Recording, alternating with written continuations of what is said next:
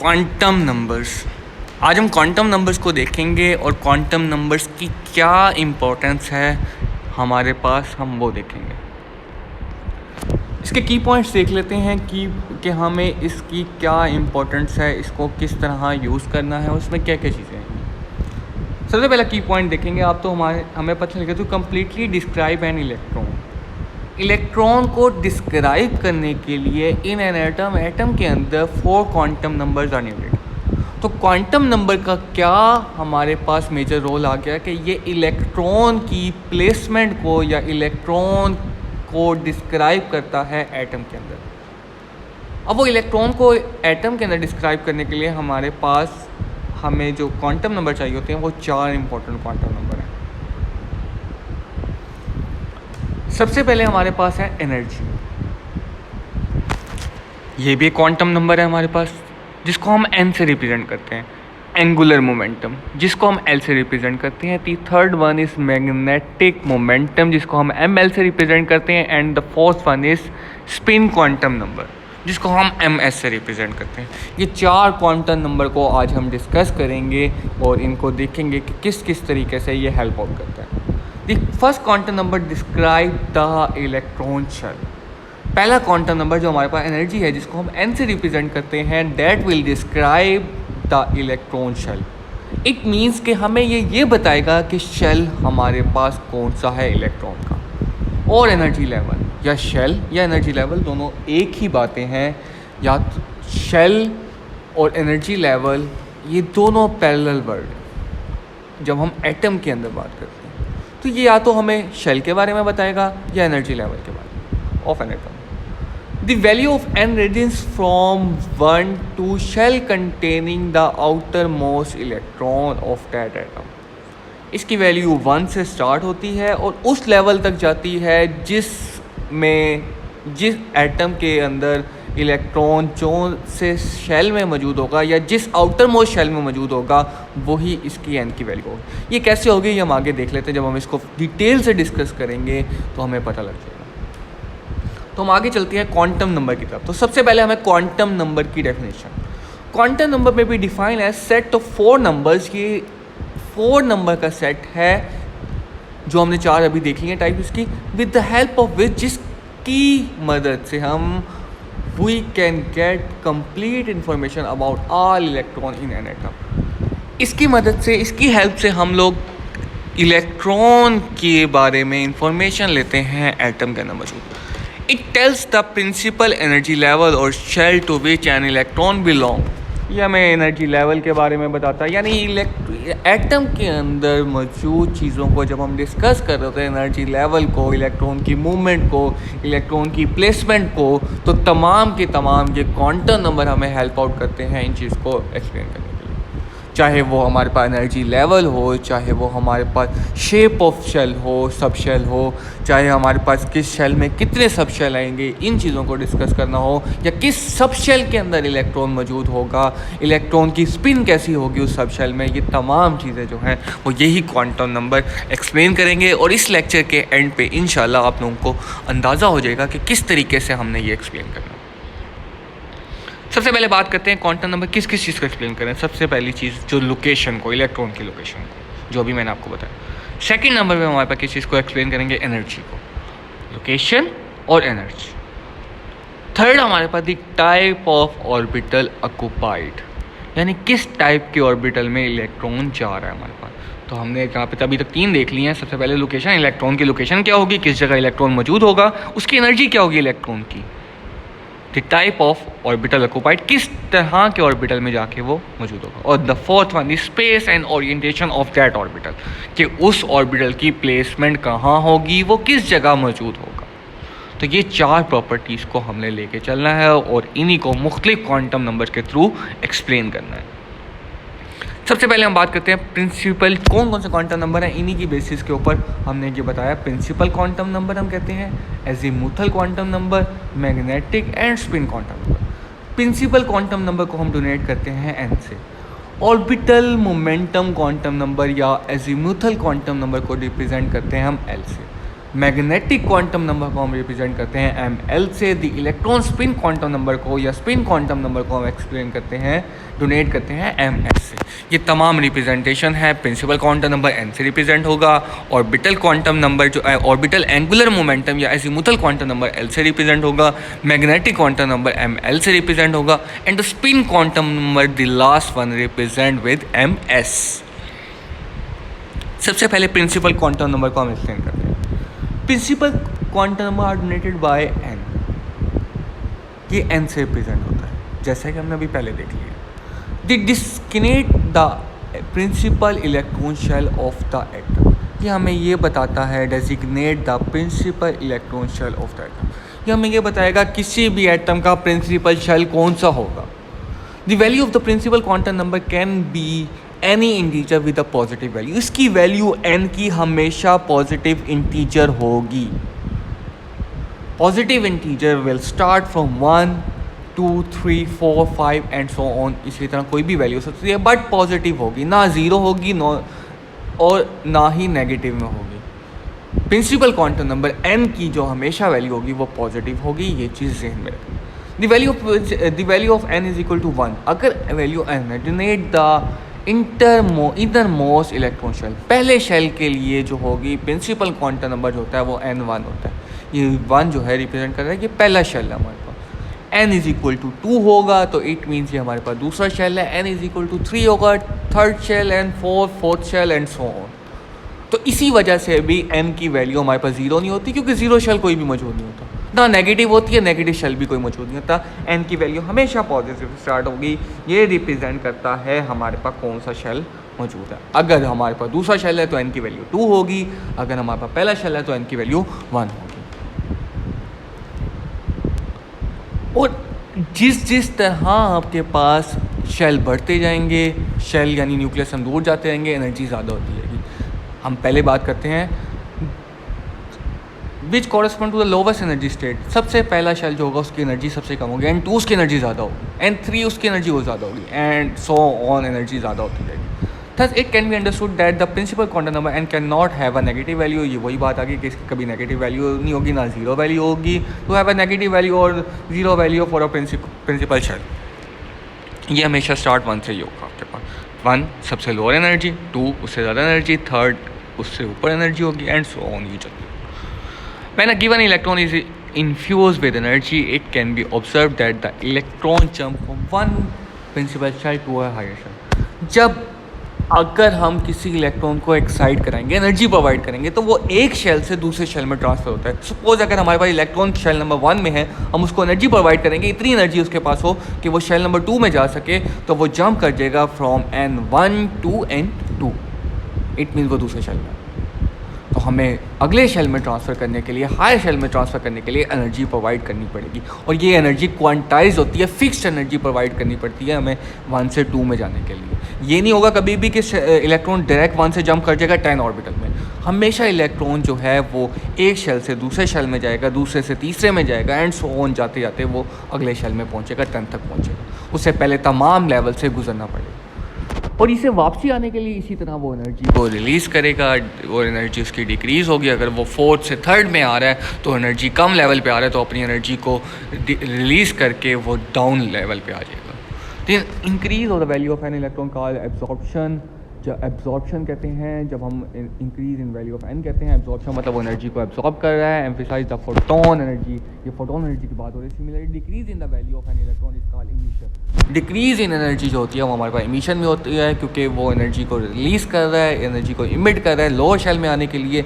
It means ये process जो होगा वो इमिशन का होगा, where the electron emit their energy, अपनी एनर्जी को इमिट करेगा। तो ये हमारे पास हो गया प्रिंसिपल क्वांटम नंबर, जिसको हम एन से रिप्रेजेंट करते हैं, और उसकी डिफरेंट वैल्यू हो सकती है। एजीमुथल क्वांटम नंबर या orbital angular momentum quantum number. The azimuthal quantum number describe the shape of a given orbital, ये हमें शेप ऑफ ऑर्बिटल के बारे में बताता है। It is denoted by the symbol L and its value is equal to the number of angular nodes in the orbital।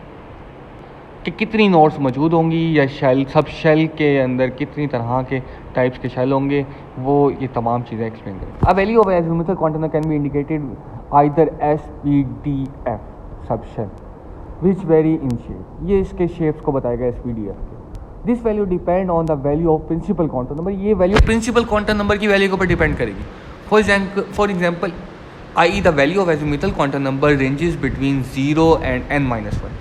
Azimuthal quantum number की value जो होगी वो n-1 से रिप्रेजेंट होगी। For example if n is equal to 3, किस तरह, अगर n is equal to 3 है तो azimuthal quantum number can take on the following value, तो इसकी वैल्यू जो होगी वो -1, यहाँ पे सॉरी 1 मिसिंग है, -1, 0 और 1 होगी। इसकी वैल्यू अगर हम देखें n-1 करेंगे 3 -1 हमारे पास 2 आ गई, और हमारे पास ये वैल्यू होंगी। When l is equal to 0, जब l इज इक्वल टू आपके पास 0 है, resulting sub shell is s, तो हमारे पास ये पहला सब शेल होगा s होगा। Similarly when l is equal to 1 and l is equal to 2, resulting sub shell will be pd। जब l इज इक्वल टू 4 होगा तो हमारे पास इसकी वैल्यू जो होगी वो f ऑर्बिटल होगा। L0 जो है वो रिप्रेजेंट कर रहा है, यहाँ पे थोड़ा सा चीज़ें मिक्स हो रही हैं तो मैं थोड़ा सा क्लियर करता चलूँ। जब L की वैल्यू 0 होगी तो हमारे पास शेल होगा S, जब L की वैल्यू 1 होगी तो हमारे पास सब शेल होगा P, जब L की वैल्यू 2 होगी तो हमारे पास सब शेल होगा D। Therefore when n is equal to 3, जब n की वैल्यू 3 होगी तो सब शेल हमारे पास इसके अंदर 3s, 3p और 3d ये तीनों मौजूद होंगे।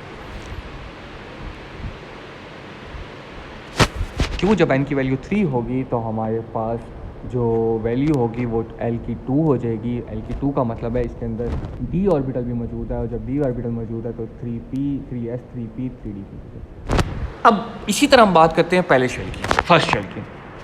फर्स्ट शेल के लिए n की वैल्यू क्या होती है 1। जब हम फर्स्ट शेल की बात करते हैं n इज इक्वल टू 1 है, इट कैन बी नोटेड, जहाँ पे ये एक्सप्लेन है मैं आपको थोड़ा सा एक्सप्लेन कर दूँ। फर्स्ट शेल की बात करें, फर्स्ट शेल के लिए n की वैल्यू 1, तो हमारे पास यहाँ पे फार्मूला है n-1। n-1 जब हम करते हैं तो 1 - 1 आंसर आता है 0, जो कि हमारे पास है S शेल के लिए। तो इट मीन्स फर्स्ट शेल में सब शेल सिर्फ और सिर्फ S ही होगा। जब हम दूसरे शेल की बात करते हैं तो n की वैल्यू हमारे पास हो जाती है 2, 2 - 1 हमारे पास आंसर आता है 1, 1 किसको रिप्रेजेंट कर रहा है, हमारे पास p को ऑर्बिटल को रिप्रेजेंट कर रहा है। तो हमारे पास इट मीन्स दूसरे शेल में सिर्फ s और p ऑर्बिटल मौजूद होंगे, 2s और 2p सब शेल मौजूद होंगे। जब हम n इज इक्वल टू 3 की बात करते हैं तो हमारे पास 3 - 1 आंसर आता है 2, l is equal to 2 for d sub shell होता है हमारे पास। तो इट मीन्स थर्ड वाले में सिर्फ और सिर्फ हमारे पास s p d मौजूद होंगे, 3s 3p 3d होंगे, f इसमें मौजूद नहीं होगा। जब n की वैल्यू 4 होगी आपके पास तब हमारे पास l की वैल्यू 3 आ जाएगी, तो 3 पे हमारे पास f ऑर्बिटल भी आ जाता है। तो फोर्थ शेल में आके उसके जो सब शेल होंगे वो होंगे s p d and f। In another example where the value of n is equal to 5, it is possible that L are 0 1 2 3 4 होगी, क्योंकि n is equal to 5 है, n - 1 5 - 1 4 आ गया, तो हमारे पास ये वैल्यू होगी। If L is equal to 3, there are total 3 angular knots in that term. It can be understood that the 2d orbital can exist since the value of L is always less than that of n. तो ये हमारे पास L की value थी। L की value हमें बताएगी सब shell कौन सा है, हमारे पास S है, P है, D है या F है। अगर L और ये डिपेंड करती है प्रिंसिपल क्वांटम नंबर पे, n पे डिपेंड करती है। अगर n की वैल्यू हमारे पास है 1 तो इट मीन्स L की वैल्यू 0 है, तो उधर सब शेल सिर्फ और सिर्फ S ही होगा। अगर n की वैल्यू 1 है हमारे पास, 2 है, तो हमारे पास इस मीन L की वैल्यू 1 है, तो इधर हमारे पास 2 सब शेल होंगे, एक 0 वाला और एक 1 वाला। 0 वाला हमारे पास S है और 1 वाला हमारे पास P है। इसी तरह n की वैल्यू अगर 3 होगी तो इट मीन्स n - 1 आपके पास आएगा 2 आंसर, तो 2p के लिए होता है हमारे पास। तो इट मीन्स उस शेल में सब शेल जो होंगे वो s p d तीनों होंगे, और इसी तरह and so on. The magnetic quantum number third one, the magnetic quantum number describe the energy level available within the sub shell. Sub shell के अंदर कौन कौन से एनर्जी लेवल अवेलेबल हैं, ये मैग्नेटिक क्वांटम नंबर की value बताती है। अलोंग अ स्पेसिफिक एक्सिस, ये स्पेसिफिक एक्सिस के बारे में value of ml ranges from negative to l, ये नेगेटिव से पॉजिटिव की तरफ वैल्यू होती है with integers setup between them. This s sub shell l is equal to 0 contain 1 orbital, जिसकी l की वैल्यू 0 होगी। उस शेल का सिर्फ और सिर्फ जो ऑर्बिटल होगा वो एक ही होगा उस सब शेल का। एस है, एस की सिर्फ आपके पास राउंड शेप होती है, आपके पास स्फेरिकल शेप होती है, उसका और कोई फर्दर ऑर्बिटल नहीं होता उस सब शेल का। And therefore the ml of N electron in an S sub shell will always have 0। The P sub shell L is equal to 1। अब पी शेल के लिए एल की वैल्यू होती है 1, तो इसके लिए हमारे पास मैग्नेटिक क्वांटम नंबर क्या होगा, contain 3 orbital in same system dissipated as 3 dumb shape orbital cloud, यानी उसके 3 ऑर्बिटल होंगे। वो 3 किस तरह होंगे, इस एल की वैल्यू 1 है तो इसके लिए हमारे पास -1 भी हो सकती है, 0 भी हो सकती है, 1 यानी नेगेटिव से पॉजिटिव के दरमियान ये 3 वैल्यू होंगे एल इज इक्वल टू 1 के लिए। और एल इज इक्वल टू 2 है तो -2, -1, 0, 1, 2 ये आपके पास 1, 2, 3 टोटल 5 ऑर्बिटल होंगे जब एल की वैल्यू आपके पास 2 होगी। अब इसको दोबारा से मैं पीछे वो बैक आता हूँ तो यहाँ पे हमें पता लगेगा एल की वैल्यू 1 है, इट मीन्स हमारे पास ऑर्बिटल कौन सा है, पी ऑर्बिटल है। पी ऑर्बिटल के पी सबशेल है, पी सबशेल के फर्दर ऑर्बिटल कितने होते हैं, पी के 3 ऑर्बिटल होते हैं, P X P Y P Z. तो ये P X P Y P Z ये हमें ये इंडिकेट करता है, इसके लिए हो सकता है। उसके बाद एल की वैल्यू 2 है तो इट मीन्स इस एल की वैल्यू 2 है, सबशेल हमारे पास होगा डी और उसके ऑर्बिटल होंगे हमारे पास कितने 5 ऑर्बिटल होते हैं डी के। तो ये -2, -1, 0, 1, 2। The value of the ml quantum number is associated with the orbital orientation। ये ऑर्बिटल ओरिएंटेशन की बात बताता है हमें कि हमारे पास किस तरह ऑर्बिटल की ओरिएंटेशन होगी। तो this is what magnetic quantum number. तो मैग्नेटिक क्वांटम नंबर में हमने क्या देखा कि ये डिपेंड करता है हमारे पास एजीमुथल क्वांटम नंबर के ऊपर। एजीमुथल क्वांटम नंबर की जो वैल्यू होगी ये उसके थ्रू हमें एक्सप्लेन करता है ऑर्बिटल के बारे में, सब शेल के ऑर्बिटल के बारे में। अगर एल की वैल्यू हमारे पास 0 है तो सब शेल हमारे पास है हम एस और वो आपके पास शेप भी होगी जो वो स्फेरिकल होगी, सिर्फ एक ही शेप होगी। ऑर्बिटल जो होगा वो एक ही होगा सब शेल का। अगर एल की वैल्यू 1 है तो हमारे पास सब शेल आ गया पी, तो -1, 0 और 1 वैल्यू होगी उस पी की, यानी इट मीन उसके 3 ऑर्बिटल होंगे सब शेल के। और इसी तरह एल की वैल्यू हमारे पास 2 होती है तो हमारे पास ऑर्बिटल आ गया डी, तो उसके जो हमारे पास वो वैल्यू होंगी -2, -1, 0, 1, 2 इट मीन्स 5 हमारे पास मौजूद हैं। इसी तरह अगर हम इससे आगे चलते हैं, अगर हमारे पास एल की वैल्यू 3 आ जाती है तो 3 वैल्यू का मतलब हमारे पास सब शेल जो है वो एफ है, तो एफ के कितने ऑर्बिटल बनेंगे हम अभी देख लेते हैं, अभी सोच लेते हैं तमाम चीज़ों को ज़हन में रखते हुए। तो यहाँ पे हमारे पास एक आ जाएगा -3 भी ऐड हो जाएगा और इस तरफ एक 3 भी ऐड हो जाएगा, तो 2 चीज़ें हमारे पास और फर्दर ऐड हो गई हैं, तो ये टोटल 5 और 2 7 बन जाएंगे। तो एफ़ के आगे हमारे पास ऑर्बिटल, एफ सब शेल के ऑर्बिटल जो होते हैं वो 7 होते हैं हमारे पास। तो that how we explain magnetic quantum number. इसके बाद लास्ट जो हमारे पास है the spin projection quantum number. Spin projection quantum number हमें एक्सप्लेन करता है कि इलेक्ट्रॉन की मूवमेंट कैसे होगी सब शेल के ऑर्बिटल के अंदर। The fourth quantum number describe the spin, ये हमारे पास स्पिन के बारे में बताता है इलेक्ट्रॉन की, of the electron with in the orbital के अंदर, and gives projection of the spin angular momentum along the specific axis, एक खास एक्सिस की तरफ होती है। इसको एक्सप्लेन करते हैं पॉली एक्सिलिब्रियम प्रिंसिपल के थ्रू। पॉली एक्सिलिब्रियम प्रिंसिपल हमें कहता है किसी भी शेल के अंदर एक तरह की स्पिन नहीं हो सकती, किसी भी ऑर्बिटल के अंदर एक तरह की स्पिन नहीं हो सकती हमारे पास। ये पॉली एक्सिलिब्रियम प्रिंसिपल दिया हुआ है। और वो ये भी कहता है कि इसके दूसरे वर्डों में भी हम बात करें कि 4 के 4 क्वांटम नंबर किसी भी इलेक्ट्रॉन के सेम नहीं होते। स्पिन क्वांटम नंबर 2 इलेक्ट्रॉन का एक ही अगर वो सब शेल वो ऑर्बिटल में मौजूद है तो उनका डिफरेंट होगा क्वांटम नंबर। वो कौन सा क्वांटम नंबर डिफरेंट होगा, वो स्पिन क्वांटम नंबर डिफरेंट होगा अगर इलेक्ट्रॉन एक ही ऑर्बिटल में मौजूद है। ऑर्बिटल मतलब पी एक्स पी वाई, इस तरह ऑर्बिटल की बात करूँ। अगर px में 2 इलेक्ट्रॉन मौजूद हैं तो कभी भी उनका स्पिन क्वांटम नंबर सेम नहीं हो सकता, बाकी 3 क्वांटम नंबर सेम हो सकते हैं। स्पिन क्वांटम नंबर डिफरेंट होगा, वो होगा किस तरह डिफरेंट होगा, +1/2 और -1/2, यानी उनकी रोटेशन एक दूसरे की ऑपोजिट होगी। The fourth quantum number describes the spin quantum number, the electron with the orbital which gives the projection of the spin angular momentum along the specific axis. Each electron in an individual orbital must have different spin. इनकी spin different होनी चाहिए of the Pauli exclusion principle. Therefore, the orbital never contain more than 2 electron. एक इसीलिए orbital में एक से ज़्यादा electron नहीं हो सकते, अगर दो से ज़्यादा इलेक्ट्रॉन नहीं हो सकते। अगर दो से ज़्यादा तीन इलेक्ट्रॉन होंगे तो तीसरे इलेक्ट्रॉन की मूवमेंट सेम हो जाएगी फर्स्ट वाले से। सपोज अगर एक ही मूवमेंट है +1/2, एक डायरेक्शन में मूव कर रहा है, दूसरा उसका एंटी क्लॉकवाइज मूव कर रहा है -1/2, तो तीसरा अगर हम उसमें इलेक्ट्रॉन डालेंगे तो वो या तो क्लॉकवाइज रोटेट करेगा या एंटी क्लॉकवाइज। तो इस वजह से एक ऑर्बिटल में दो से ज़्यादा इलेक्ट्रॉन नहीं होते। ऐसे आगे हम आगे चलते हैं। यहाँ पे हमें सारे क्वांटम नंबर को लेके एक्सप्लेन किया। n=3 है तो हमारे पास 3s ऑर्बिटल है। l उसके लिए 0 होगा, ml=0 होगा, ms जो होगा हमारे पास वो उसकी वैल्यू होगी +1/2 -1/2। ये एक डायरेक्शन में इलेक्ट्रॉन होगा, दूसरा जो होगा वो दूसरी डायरेक्शन में होगा, एक क्लॉकवाइज और एक एंटी क्लॉकवाइज। इसी तरह 3p ऑर्बिटल है, n=3 है इसके लिए, l=1 होगा तो इट मीन्स p ऑर्बिटल है। p ऑर्बिटल के हमारे पास फर्दर 3 ऑर्बिटल आ गए, ये -1 0 +1 आ गया आपके पास, ml हो गया, और ms जो होगा वो हमारे पास +1/2 -1/2। हर ऑर्बिटल में जो होगा वो इलेक्ट्रॉन एक क्लॉकवाइज होगा, एक एंटी क्लॉकवाइज होगा, ये +1/2 ये -1/2, ये +1/2 ये -1। किसी भी एक ऑर्बिटल में दो से ज़्यादा इलेक्ट्रॉन नहीं आए हुए।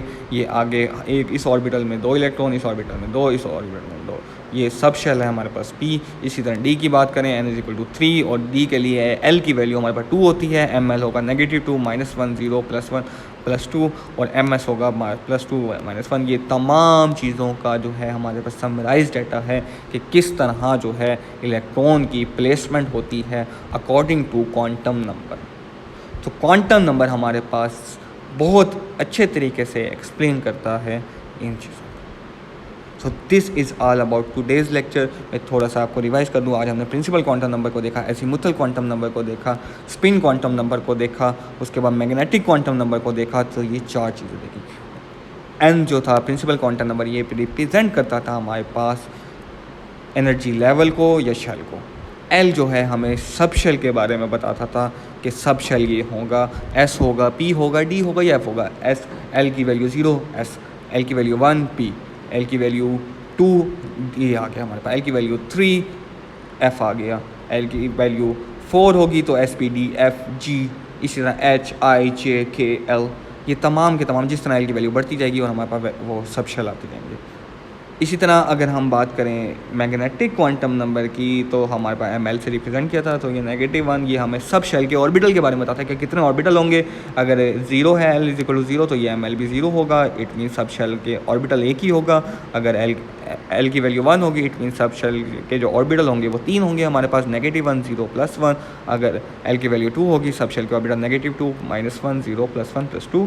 इसी तरह स्पिन क्वांटम नंबर +1/2 -1/2 ये एक ऑर्बिटल में मौजूद इलेक्ट्रॉन की मूवमेंट को बताता है, वो कभी भी सेम नहीं हो सकती और डिफरेंट होगी। अगर एक क्लॉकवाइज होगा तो दूसरा क्या होगा, anti clockwise. So this is all about today's lecture. Thank you so much.